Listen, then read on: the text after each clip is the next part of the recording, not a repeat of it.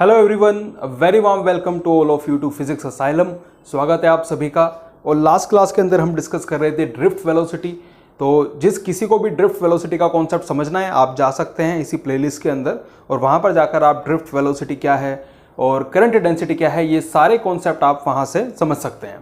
और आज हम डिस्कस करने वाले हैं इसी के अंदर मोबिलिटी क्या है। कंडक्टिविटी लास्ट क्लास के अंदर डिस्कस हो चुकी है तो उसी से रिलेटेड मोबिलिटी भी होगी। हम मोबिलिटी को समझेंगे इस क्लास के अंदर और उसके बाद हम बात करेंगे कलर कोडिंग ऑफ रेजिस्टर्स, किस तरीके से हम रेजिस्टेंस की वैल्यू निकाल सकते हैं। कलर कोडिंग ये एक तरीका है रेजिस्टेंस की वैल्यू फाइंड करने का, इसकी भी हम बात करेंगे। और फिर लास्ट में हम बात करेंगे temperature dependence of resistivity.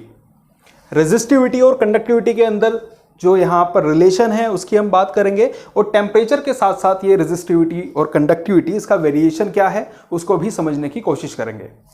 So start करते हैं सबसे पहले मोबिलिटी से। अब मोबिलिटी को समझने के लिए हमें सबसे पहले समझना होगा ड्रिफ्ट स्पीड को ही, ड्रिफ्ट वेलोसिटी।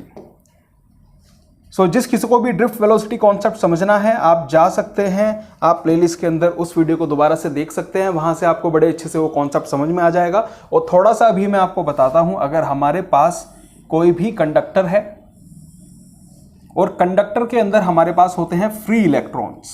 हमारे पास एक कंडक्टर है और कंडक्टर के अंदर होते हैं फ्री इलेक्ट्रॉन्स और आपने इस कंडक्टर के, इसका यूनिफॉर्म क्रॉस सेक्शन है और इस कंडक्टर के एंड्स के अक्रॉस हमने एक पोटेंशियल डिफरेंस यहां पर अप्लाई कर दिया।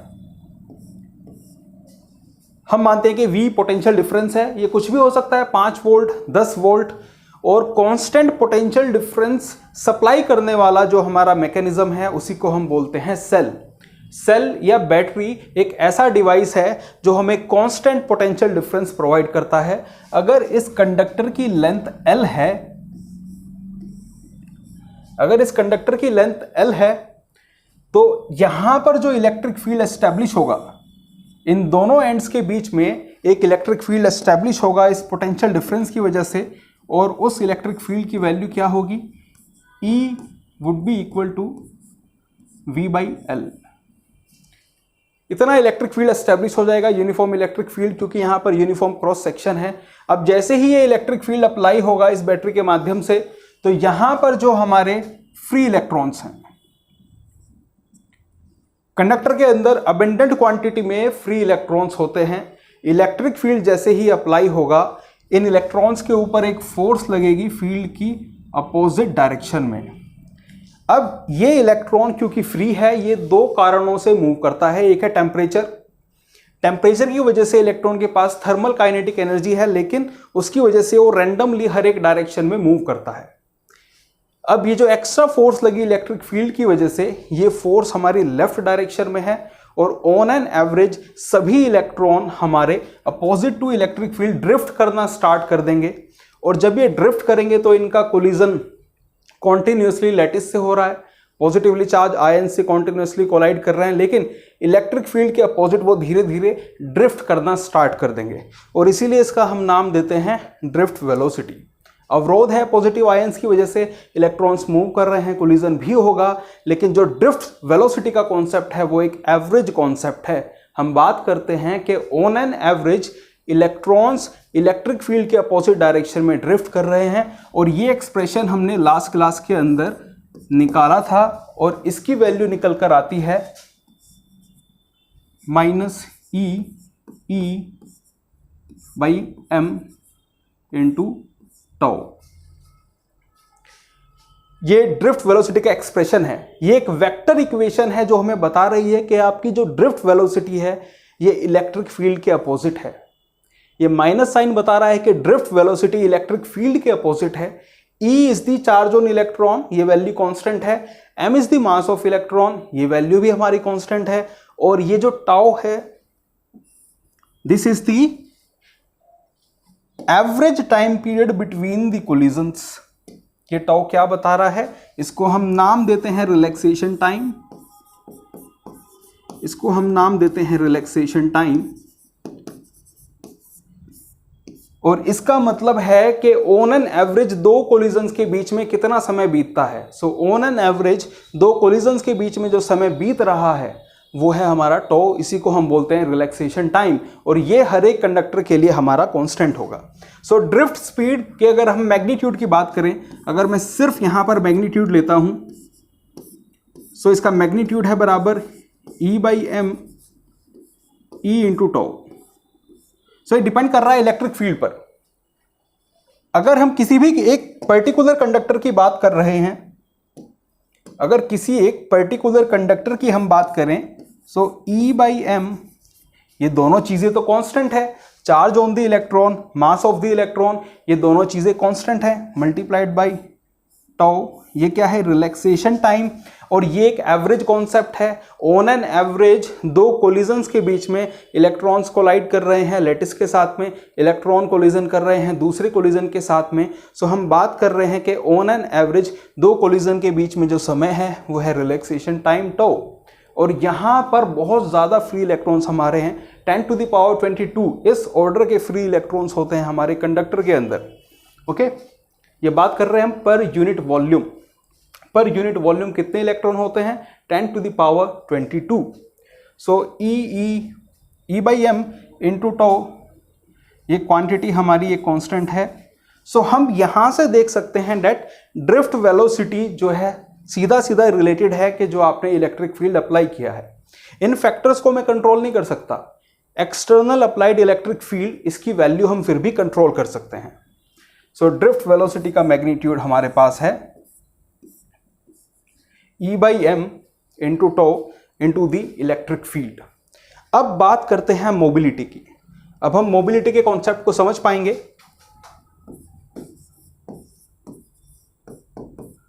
मोबिलिटी हमें बताती है कि इलेक्ट्रॉन्स कितने मोबाइल हैं एक कंडक्टर के अंदर, है ना। जो ज्यादा ड्रिफ्ट करेगा, जिसकी ड्रिफ्ट वेलोसिटी ज्यादा होगी, वो उतना ही ज्यादा मोबाइल होगा। यानी कि मोबाइल से मतलब है कितना इजीली वो मूव कर पा रहा है, और यही कॉन्सेप्ट है हमारा मोबिलिटी का। अब यहां पर अगर हम बात करें, ड्रिफ्ट वेलोसिटी है हमारी E/m इंटू टो। सो हम मोबिलिटी डिफाइन करते हैं, मोबिलिटी हम डिफाइन करते हैं drift speed per unit applied electric field. अब दो कंडक्टर, इस इक्वेशन का मीनिंग समझिए। दो कंडक्टर हम लेते हैं, ठीक है। एक हमारे पास है कंडक्टर ए और दूसरा है हमारे पास कंडक्टर बी। एक हमारे पास कंडक्टर ए है और दूसरा हमारे पास कंडक्टर बी है। अब दोनों में ही हम यूनिट इलेक्ट्रिक फील्ड अप्लाई करते हैं। इन दोनों के अक्रॉस कितना इलेक्ट्रिक फील्ड अप्लाई किया, 1 यूनिट, 1 वोल्ट पर मीटर, ठीक है। 1 यूनिट इलेक्ट्रिक फील्ड हमने दोनों के अक्रॉस अप्लाई किया। सो मोबिलिटी यहां पर क्या हो जाएगी, mobility simply the drift speed जब अप्लाइड इलेक्ट्रिक फील्ड हमारा 1 यूनिट है।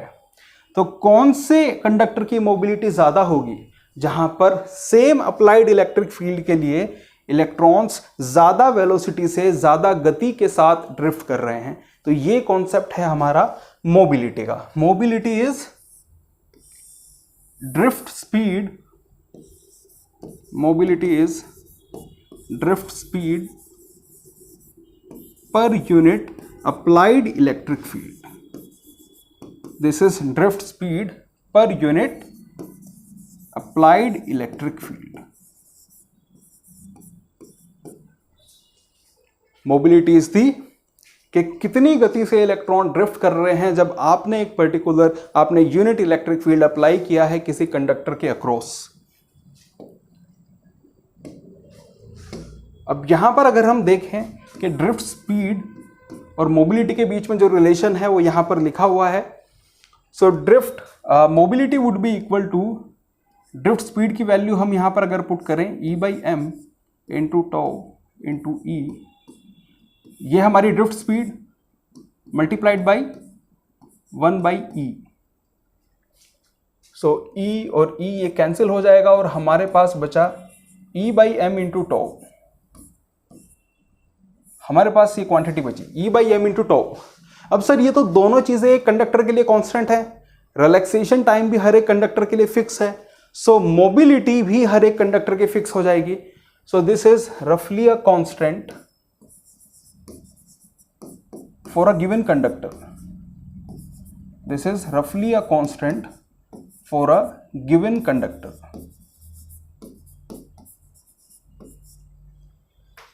ये हमारा कांस्टेंट है एक गिवन कंडक्टर के लिए.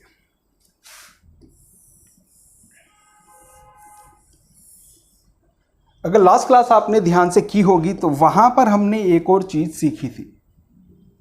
लास्ट क्लास से हमने सीखा था कि करंट और ड्रिफ्ट वेलोसिटी में जो रिलेशन है वो है I is equal to NEA VD. Current is equal to N is number density of electron, कितने इलेक्ट्रॉन है per unit volume. E is a constant charge on the electron जिसकी वैल्यू है 1.6 into 10 to the power minus 19. A is area of cross section of the conductor and VD is the drift speed. अब यहीं से अगर A को इस side हम ले आएंगे तो हमारे पास आएगा J is equal to NE VD. J is equal to NE VD और जहां पर J हमारा क्या है, J is equal to I by A को मैं दूसरी साइड ले गया तो J है हमारा करंट पर यूनिट एरिया. ठीक है, current per unit area when the charges are moving perpendicular to this given area. ये हमारा करंट डेंसिटी का कॉन्सेप्ट है. सर हमने इस इक्वेशन से देखा कि drift speed would be mu time c. Drift speed है हमारी म्यू टाइम सी. तो यहां पर VD की वैल्यू अगर हम लिखें NE और VD is mu times E electric field. So इसको हम लिख सकते हैं J is equal to NE mu into E. और NE म्यू इसी क्वांटिटी को हम बोलते हैं क्या, कंडक्टिविटी. यही था हमारा ohms law that J is equal to sigma E. J is equal to sigma E vector form के अंदर यही है. यानी कि करंट उसी दिशा के अंदर है जिस दिशा में इलेक्ट्रिक फील्ड है. इलेक्ट्रॉन इलेक्ट्रिक फील्ड के अपोजिट ड्रिफ्ट करते हैं, लेकिन इलेक्ट्रॉन के मोशन के अपोजिट ही हम करंट की डायरेक्शन को लेते हैं. सो यही था हमारा ohms law, J is equal to sigma E. और यहाँ पे सिग्मा हमारा क्या निकल कर आया, NE म्यू. NE और म्यू की वैल्यू हमने अभी क्या निकाली है sir, drift mobility is equal to E by M into tau. So it is E by M into tau. यानी कि conductivity is equal to NE square tau by M. Sir this is the conductivity, NE square tau by M. यही है हमारी conductivity. आगे चलते हैं. अभी colour coding की हम बात करेंगे, थोड़ा सा कंडक्टिविटी के बारे में ही बात करते हैं.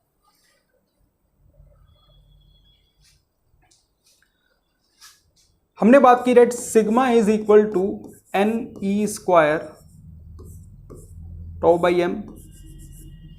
यह है हमारी conductivity. And J is equal to sigma E. J is equal to sigma E. Sir J is I by A. Current density है हमारा, करंट पर यूनिट एरिया, ये हमारा सिग्मा है. एंड E को हम लिख सकते हैं V बाई L. E को हम लिख सकते हैं V बाई L.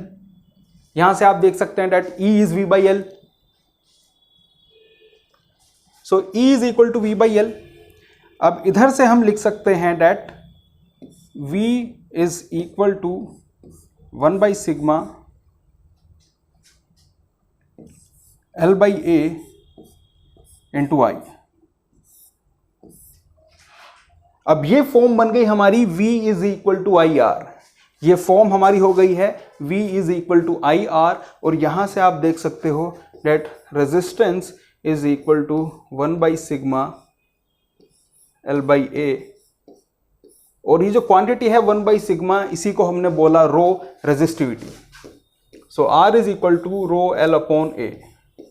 ये हमारी रेजिस्टेंट की वैल्यू। और ये फॉर्म जो ओम्स लॉ की आपने पढ़ी थी V इक्वल टू IR, ये फॉर्म आपने पढ़ी थी 10th क्लास के अंदर। ये फॉर्म आपने पढ़ी थी 10th क्लास के अंदर। और रेजिस्टेंस हमारा निकल कर आया rho L/A। So sir rho is equal to 1/σ, and 1/σ, sigma की वैल्यू ये है। So 1/σ is m/ne² into tau. Rho is equal to 1/σ और ये बराबर है m/ne² into tau, which is the relaxation time, which is the relaxation time. Now sir, अब हम बात करेंगे कि टेम्परेचर के साथ साथ हमारे रेजिस्टेंस के ऊपर क्या फर्क पड़ेगा, कि टेम्परेचर के साथ साथ हमारे रेजिस्टेंस के ऊपर क्या फर्क पड़ेगा। अब यहां पर हमें दे रखा है resistivity of copper as a function of temperature. ये ग्राफ आप देख रहे हैं, टेम्परेचर के साथ साथ रेजिस्टिविटी जो है वो इंक्रीज हो रही है। तो टेम्परेचर हम कितना यहाँ पर रेज कर रहे हैं, 50 से 100 केल्विन तक, 150 केल्विन तक, और 50 केल्विन का चेंज 50 डिग्री सेल्सियस के बराबर ही होगा। सो जैसे जैसे टेम्परेचर चेंज हो रहा है यहाँ पर हमारा रेजिस्टिविटी इंक्रीज हो रही है। अब ज़रा रेजिस्टिविटी का एक्सप्रेशन हम लिखते हैं जो हमने निकाला है। Sir resistivity, this is equal to 1/σ, this is equal to m/ne² tau. अब यहां पर ध्यान दो, रेजिस्टिविटी मास, इलेक्ट्रॉन का मास तो चेंज नहीं होगा, नंबर डेंसिटी ऑफ इलेक्ट्रॉन्स। इसकी अगर हम बात करें, जब टेम्परेचर को आप इंक्रीज करोगे तो थोड़े ज्यादा इलेक्ट्रॉन फ्री हो जाएंगे, लेकिन कंडक्टर के अंदर जो इलेक्ट्रॉन डेंसिटी है वो टेम्परेचर के साथ लगभग कांस्टेंट ही रहती है।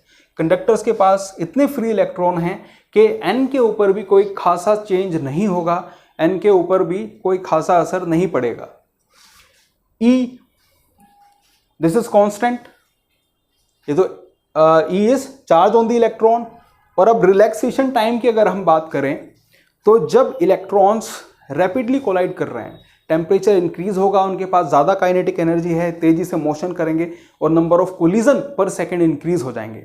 यानी कि जब कोलिजन फ्रीक्वेंसी इंक्रीज हो जाएगी, ज़्यादा कोलिजन होंगे एक सेकेंड के अंदर, उस केस में हम क्या कह सकते हैं कि average time period between the collision ये हमारा डिक्रीज हो जाएगा।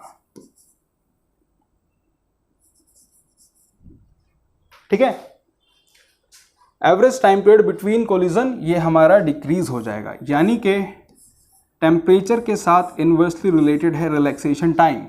अगर टेम्परेचर आप इंक्रीज कर रहे हो, कोलिजन बढ़ जाएंगे, कोलिजन बढ़ जाएंगे तो दो कोलिजन के बीच में जो टाइम पीरियड है वो कम हो जाएगा, टाउ यहाँ पर कम हो जाएगा। और अगर ये कम हो गया तो रेजिस्टिविटी इंक्रीज हो जाएगी। यही ये ग्राफ शो कर रहा है। ठीक है, सेम ही चीज़ यहाँ पर शो हो रही है, सेम ही चीज़ यहाँ पर शो हो रही है कि जब टेम्परेचर बढ़ रहा है तो यहाँ पर भी हमारा रेजिस्टेंस या रेजिस्टिविटी इंक्रीज हो रही है। अब ये ग्राफ है हमारा सेमीकंडक्टर्स के लिए, ये ग्राफ है सेमीकंडक्टर्स के लिए। अब आप कहेंगे कि सर यहाँ पर तो रेजिस्टिविटी टेम्परेचर के बढ़ाने पर कम हो गई। इसको भी इस इक्वेशन से थोड़ा सा हम समझने की कोशिश कर सकते हैं कि resistivity is 1/σ, this is equal to m/ne² into tau. Semiconductor के पास सर बहुत ज़्यादा फ्री इलेक्ट्रॉन्स नहीं होते हैं। ठीक है, फ्री चार्ज कैरियर सेमीकंडक्टर्स के अंदर उतने नहीं होते जितने कंडक्टर्स के अंदर होते हैं। लेकिन जब हम टेम्परेचर इंक्रीज करते हैं वहाँ पर n इंक्रीज हो जाता है। जैसे ही आप टेम्परेचर इंक्रीज करते हैं सो वहाँ पर नंबर डेंसिटी यानी कि number of free charge carriers वो रैपिडली इंक्रीज करते हैं। रिलैक्सेशन टाइम के ऊपर क्या होगा सर, जो फ्री चार्ज कैरियर कोलिजन कर रहे हैं, ज़्यादा टेम्परेचर के ऊपर ज़्यादा थर्मल काइनेटिक एनर्जी होगी, ज़्यादा कोलिजन्स होंगे और वहाँ पर रिलैक्सेशन टाइम हमारा डिक्रीज हो जाएगा। रिलैक्सेशन टाइम डिक्रीज होगा जब टेम्परेचर हमारा इंक्रीज हो रहा है, तो इस केस के अंदर भी जो रिलैक्सेशन टाइम है वो डिक्रीज करेगा। लेकिन यहां पर नंबर ऑफ चार्ज कैरियर्स जो इंक्रीज हो रहे हैं ये कहीं ज्यादा हैं, जो रिलैक्सेशन टाइम हमारा डिक्रीज होगा। तो ओवरऑल जो हमारी रेजिस्टिविटी है, क्योंकि n यहां पर बढ़ जाएगा तो रेजिस्टिविटी हमारी कम हो जाएगी। ठीक है, और वैसे भी आप समझ सकते हो कि यार कंडक्टिविटी ये किसके प्रोपोर्शनल है, conductivity is equal to NE square tau by m। अगर हमारी नंबर डेंसिटी इंक्रीज हुई है, number of free charge carriers हमारे इंक्रीज हुए हैं, तो कंडक्टिविटी इंक्रीज होनी चाहिए, और वही यहां पर हो रहा है। जैसे हम टेम्परेचर बढ़ा रहे हैं तो यहां पर रेजिस्टेंस और रेजिस्टिविटी दोनों ही कम हो रही है। तो ये आप याद रखेंगे कि सेमीकंडक्टर्स के अंदर जब हम टेम्परेचर इंक्रीज करते हैं तो number of free charge carriers वहां पर इंक्रीज हो जाएंगे।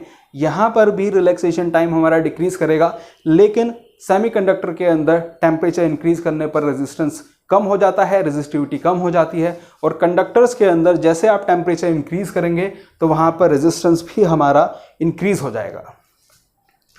अब हम इस बीच वाले ग्राफ की बात करें तो यहां पर भी हमारी रेजिस्टिविटी इंक्रीज हो रही है, और इधर अगर आप देखोगे ये पूरी की पूरी रेंज कितनी है, 200 केल्विन की। सो जब टेम्परेचर को हम 200 केल्विन या 200 डिग्री सेल्सियस से इंक्रीज कर देंगे तो वहां अगर आप वेरिएशन देख रहे हैं रेजिस्टेंस या रेजिस्टिविटी में, वो कोई बहुत ज़्यादा खास चेंज नहीं है। और इसीलिए ही नाइक्रोम वायर से हम रेजिस्टेंसेस बनाने की कोशिश करते हैं। जो भी वायर बेस रेजिस्टेंस होते हैं वहाँ पर हम नाइक्रोम वायर, ये नाइक्रोम वायर के लिए ग्राफ है, सेम ऐसा ही ग्राफ कॉन्स्टेंटिन के लिए होता है। सो हम इन वायर्स के माध्यम से जो वायर बेस रेजिस्टर्स हैं उनकी मैन्युफैक्चरिंग करते हैं। ठीक है, क्योंकि अगर टेम्परेचर 40, 50 से 60 डिग्री सेल्सियस राइज करा तो उनका रेजिस्टेंस एप्रिशिएबली चेंज नहीं होता, वो लगभग प्रैक्टिकली इंडिपेंडेंट ऑफ टेम्परेचर हम कह सकते हैं। Okay, I hope this is understood.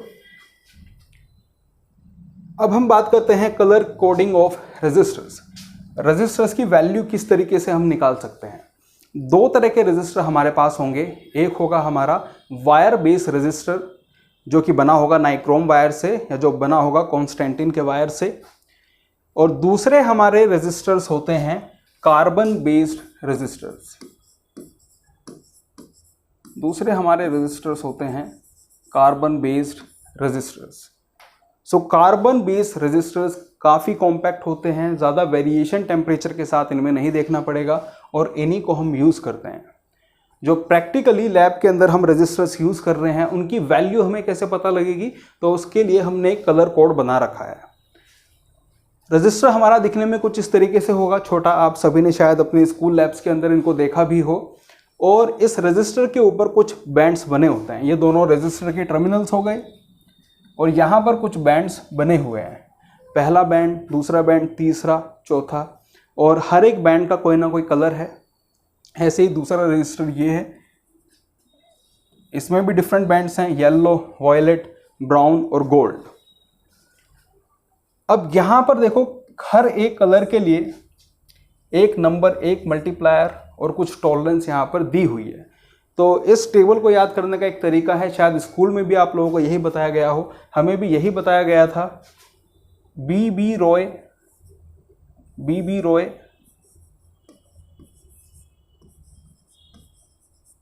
Great Britain, B Roy great Britain, और इससे हो जाएगा very good wife. B Roy great Britain very good wife, और gold, silver, then no colour. So इस तरीके से इस एक्रोनिम से आप ये सारे की सारी वैल्यू याद कर सकते हैं। B ROY black, brown, red, orange, yellow, green, blue, violet, grey, white, और वैल्यू आप लिखना स्टार्ट करेंगे नंबर में 0 से 9 तक, मल्टीप्लायर में 10 टू द पावर 0 से और यहाँ पर 10 टू द पावर 9 तक, और टॉलरेंस यहाँ पर दी हुई है 5, 10 और 20, गोल्ड, सिल्वर और नो कलर के लिए। अब वैल्यू किस तरीके से लिखेंगे सर, जो पहला यहाँ पर बैंड है ये हमारी होगी फर्स्ट डिजिट, ये हमें बताएगा रेजिस्टेंस की फर्स्ट डिजिट, ये हमको बताएगा second digit, this will tell us the second digit, और ये हमको बताएगा मल्टीप्लायर।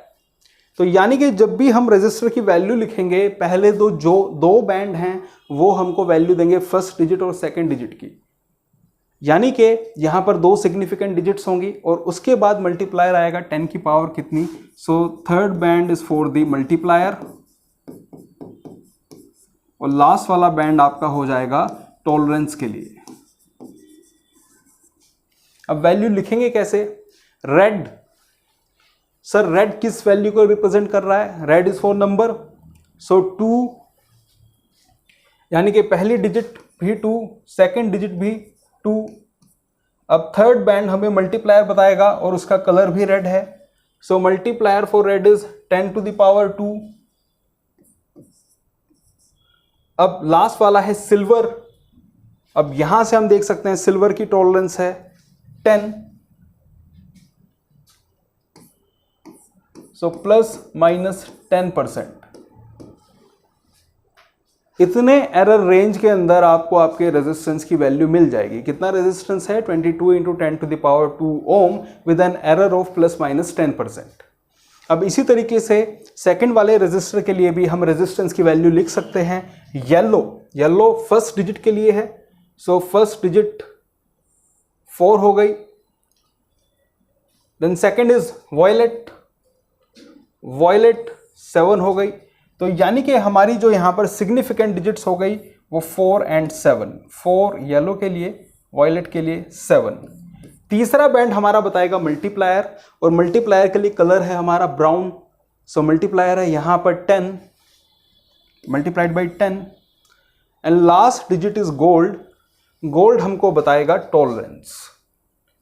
Gold is 4 tolerance. कितनी टॉलरेंस है यहां पर? 5% की।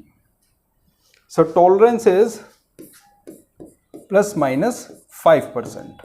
यह है हमारी रेजिस्टर की value in ohms. Okay, this value is in ohm. So इस तरीके से हम कलर कोडिंग ऑफ रेजिस्टर, किसी भी रेजिस्टेंस की वैल्यू हम लिख सकते हैं। एक सिंपल सा टॉपिक है। और सबसे जो मेन इंपॉर्टेंट बात हमें जाननी थी कि कंडक्टर्स के लिए टेम्परेचर राइज होने पर रेजिस्टेंस इंक्रीज होगा, सेमीकंडक्टर के लिए जैसे जैसे टेम्परेचर राइज होगा तो वहाँ पर रेजिस्टेंस और रेजिस्टिविटी दोनों ही डिक्रीज हो जाएगी। अब नेक्स्ट हम बात करने वाले हैं कि टेम्परेचर के साथ साथ रेजिस्टिविटी का वेरिएशन किस तरीके से होगा।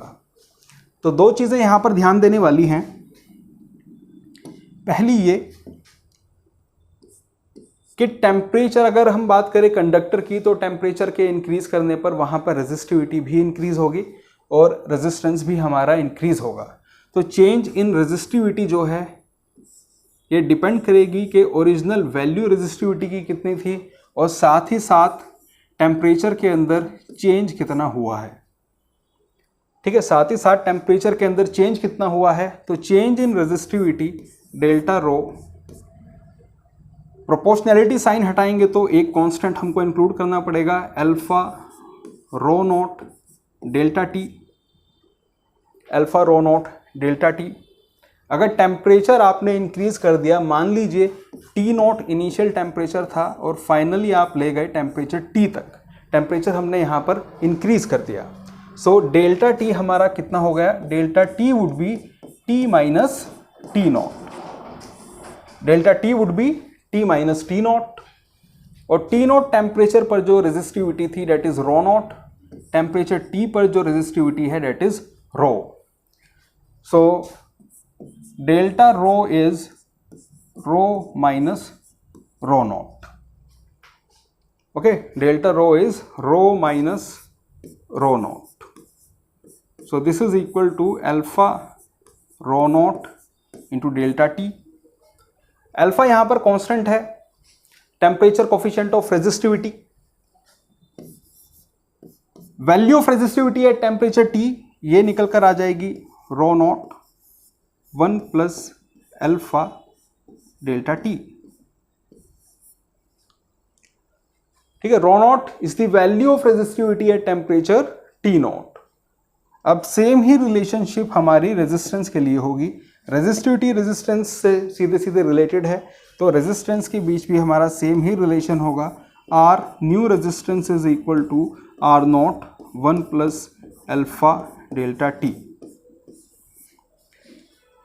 Sir R is equal to R naught, ये भी रेजिस्टेंस है, आर नॉट भी रेजिस्टेंस है, तो इसकी मल्टीप्लाई हमें एक प्योर नंबर से ही करनी होगी अगर इस इक्वेशन को हमें डायमेंशनली कंसिस्टेंटली लिखना है। यानी कि अल्फा इंटू डेल्टा टी ये क्वांटिटी डायमेंशनलेस होनी चाहिए। वो कब होगी? जब अल्फा की जो यूनिट होगी वो 1 डिग्री सेल्सियस होगी। यानी कि अल्फा हमेशा मेजर किया जाता है डिग्री सेल्सियस इनवर्स में, यही इस क्वेश्चन के अंदर दिया हुआ है। तो यहाँ पर कहा गया है कि an electric toaster uses nichrome for its heating element when a negligibly small current passes through it, its resistance at room temperature is found to be 75.3. So ये जो रूम टेम्परेचर T नॉट एक तरह से हमें दिया हुआ है 27 degree Celsius, और यहाँ पर हमें रेजिस्टेंस की वैल्यू दी हुई है R not 75.3 ohm. When the toaster is connected to 230 volt supply, the current settles after a few seconds to a steady value of 2.68 ampere. अब कहने का मतलब यहाँ पर है कि जब करंट की वैल्यू इंक्रीज की गई 2.68 तक, तो पहले करंट की वैल्यू ज़्यादा रही होगी, ठीक है, 2.68 से कुछ ज़्यादा। तो जब करंट की वैल्यू ज़्यादा होगी, अब हीटिंग इफेक्ट की वजह से वायर का टेम्परेचर इंक्रीज होगा। जब वायर का टेम्परेचर इंक्रीज हुआ तो रेजिस्टेंस भी उसका बढ़ जाएगा। रेजिस्टेंस बढ़ जाएगा तो वैल्यू फिर उस हायर वैल्यू से घटकर 2.68 पर सेटल हो गई। ये मतलब है यहाँ पर स्टेडी वैल्यू का, कि कुछ सेकंड्स के बाद ये स्टेडी वैल्यू आई है। यानी कि जब टेम्परेचर फिर कांस्टेंट हो जाएगा, टेम्परेचर के बढ़ने की वजह से थोड़ा रेजिस्टेंस बढ़ा और करंट फाइनली इस वैल्यू पर सेटल कर गया। वोल्टेज दे रखी है 230 वोल्ट्स, फाइनली हमारे पास करंट है 2.68 एम्पियर। तो ओम्स लॉ से हम लिख सकते हैं resistance is equal to V by I. V है 230 और I है हमारे पास 2.68, और ये वैल्यू लगभग हमारे पास निकल कर आएगी 85.8 ओम। रेजिस्टेंस की value V by I, Ohm's law का हमने यूज किया, वैल्यू आ गई 85.8। So we have to find the final temperature. Okay, we have to find the final temperature, और टेम्परेचर कोफिशिएंट ऑफ रेजिस्टेंस दिया हुआ है 1.70 इंटू 10 टू द पावर -4। अब हम यहां पर यूज करेंगे अपना relation that R minus R naught, this is equal to alpha R naught into delta T, T minus T naught. R minus R naught upon alpha R naught, so R minus R naught upon alpha R naught plus T naught, ये बराबर है हमारा T के। R minus R not 85.8, 75.3, 85.8 और 75.3। अब इनको हम separate कर लेते हैं, 85.8 75.3, तो ये हमारा आ गया 10.5। 10.5 alpha is 1.7 into 10 to the power -4, और R नॉट की वैल्यू हमारे पास है 75.3। 10.5 alpha is 1.7 into 10 to the power -4 and R naught is 75.3 plus T naught is 27. So this is T. जब आप इसको सोल्व करेंगे finally you will get the answer. यहां से आपका आंसर निकल कर आएगा T would be 820 plus 27 847 degree Celsius.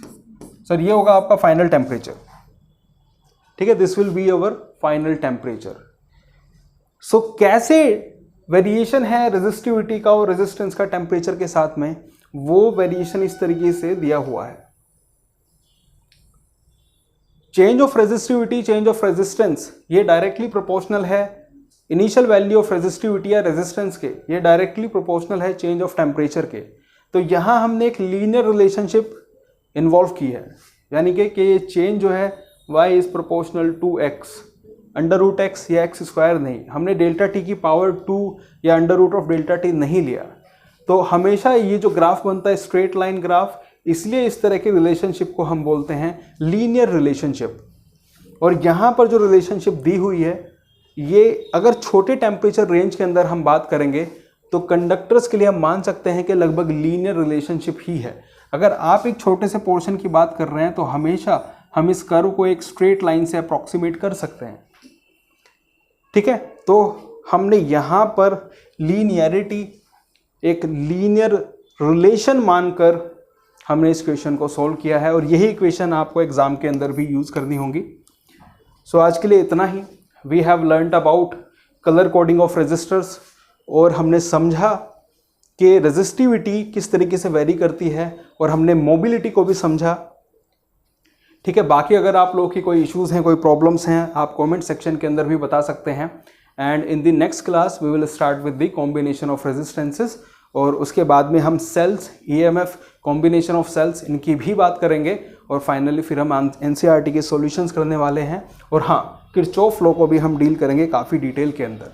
So this is all for now, okay, and see you in the next class. Thank you.